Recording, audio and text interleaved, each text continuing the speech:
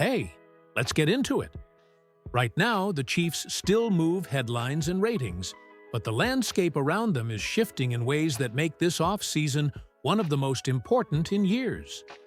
First off, Super Bowl 60 viewership dipped compared to last year. Roughly a couple million fewer viewers on average, which is interesting. But the takeaway for us is that the Chiefs remain one of TV's biggest draws, even when they aren't in the game. That matters for expectations, pressure, and the front office's willingness to swing for immediate help. Meanwhile, the AFC West picture is weird.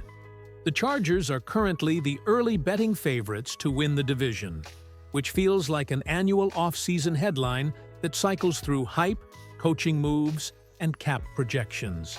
The Chargers have upside, better offensive coaching, returning pieces, but this division is getting tighter, and that's exactly why what the Chiefs do with pick 9 matters so much.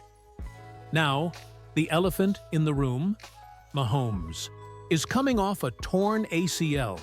That's not small. It changes how you build around him early in the season. You don't want him running like Superman until he's fully ready.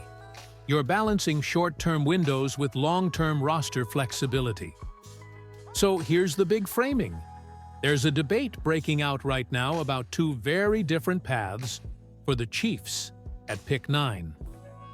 One route plugs a potentially generational offensive weapon into Mahomes' toolkit. A multi-use running back who can create mismatches in the passing game, protect Mahomes, and keep the offense humming even if Mahomes isn't doing his patented scrambling early on. The other route repairs the defense's trenches with a high-end pass rusher who can change games by teeing off on opposing quarterbacks and fixing the third down woes that torpedoed KC last season. Both moves are defensible. Both have championship logic behind them. And both lead to very different roster decisions in free agency. I want to hear from you right away. Poll time. Which path would you prefer the Chiefs take at 9? Vote in the card.poll or type love if you'd take Jeremiah Love, or Bane if you want Ruben Bane Jr. in the comments below. Also, don't forget to hit subscribe to help the channel hit 7,000 subscribers, and smash that like button if you want more deep takes like this. Alright, with the stakes set, let's dig into why drafting a running back like Jeremiah Love could actually be the cheat code the Chiefs' offense has been missing. Alright, let's talk about the side of this debate that has a lot of analysts buzzing. Because if the Chiefs go this route, the offense could look completely different almost overnight. Jeremiah Love isn't just being talked about as a good running back. He's being discussed as a potential non-quarterback game-changer, the kind of player who forces defensive coordinators to redraw their call sheets. And when you combine that with a Mahomes-led offense, especially one coming off a year where explosiveness was clearly missing, you start to see why this idea has real traction. The biggest issue with the Chiefs' offense last season wasn't scheme. It wasn't effort. It was juice. Outside of short yardage situations, the running back room struggled with vision, burst, and consistency. Defenses knew they could sit back in coverage, rush 4, and dare Kansas City to beat them on the ground. That's not how this offense is supposed to work. Now, imagine plugging in a back who can line up in the slot, run legitimate wide receiver routes, threaten linebackers in space, and still hit a crease with explosiveness when you hand him the ball. That's where Love changes everything. He's not a 30-carry-a-game guy, and that's fine. In this offense, that's not the job. The job is versatility. The job is forcing mismatches. And Love does that naturally. This matters even more when you factor in Mahomes' health. Coming off a torn ACL, the Chiefs should not want him freelancing early in the season, extending plays unnecessarily, or taking hits he doesn't need to take. A true dual-threat back gives Mahomes easier answers. Checkdowns become chunk plays. Screens stop being glorified punts. Red zone possessions don't rely solely on perfect execution in tight windows. You get balance without sacrificing aggression. That's the cheat code part. Defenses can't just take something away and feel comfortable. They're wrong no matter what they choose. And there's another layer here that doesn't get talked about enough. A back like Love doesn't just help the offense statistically, he helps structurally. He dictates personnel. Teams have to decide whether they want to match him with a linebacker, a nickel corner, or a safety. No option feels good. If they go light, the Chiefs can run. If they go heavy, Mahomes gets favorable matchups outside.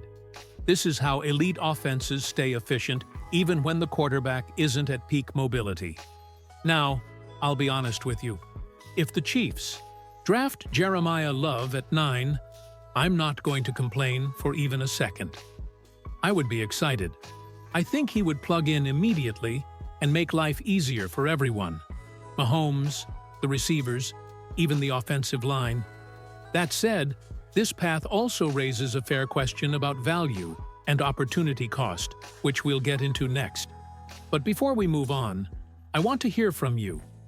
If the Chiefs draft Love, what's the very first play you'd call for him in Week 1?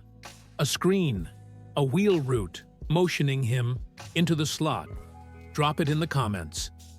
And while you're down there, make sure you subscribe to help us hit 7,000 subscribers and like the video if you're enjoying this breakdown so far.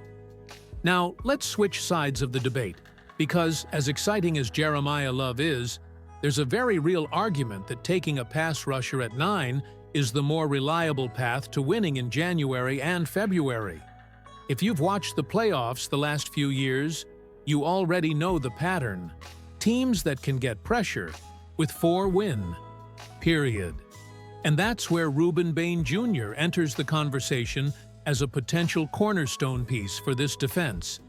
The Chiefs were one of the worst teams in football on third down last season. And that's not just a stat. It's a symptom. When you can't consistently collapse the pocket without blitzing, quarterbacks get comfortable, coverage breaks down, and drives extend. Bane's appeal starts with his get-off.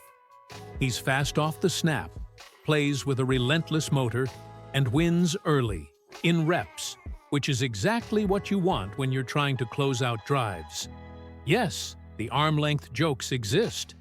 Yes, some scouts wonder whether his best long-term role might slide inside on certain downs. But honestly, for this roster, that might be a feature, not a bug. Look at the defensive line situation. There are real questions about who's returning, who's gone, and who's coming off major injuries. Interior depth is thin, edge depth is uncertain, and relying on patchwork veterans every year eventually catches up to you. Bane gives you flexibility. You can line him up outside, kick him inside in sub-packages, and let Spagnuolo get creative with how he deploys pressure. That kind of versatility matters, especially when you're trying to hide weaknesses elsewhere on the roster. There's also the age factor. Bane is only 21. That matters when you're building around a quarterback long-term. You're not drafting a finished product, you're drafting traits, upside, and a player who can grow into a defensive centerpiece over the next 5 to 7 years. And when people say trenches win championships, it's not just a cliche, it's reality. The last 2 Super Bowl winners made life miserable for opposing quarterbacks without needing to blitz constantly. If the Chiefs want to get back to that level defensively, they need more dogs up front. Now here's the counterbalance to the Love argument. You can often find functional, even very good, running backs in free agency at a reasonable price. Finding a young, high-end pass rusher on the open market? That's rare. And when it happens, it's expensive. Drafting one gives you cost control and long-term stability.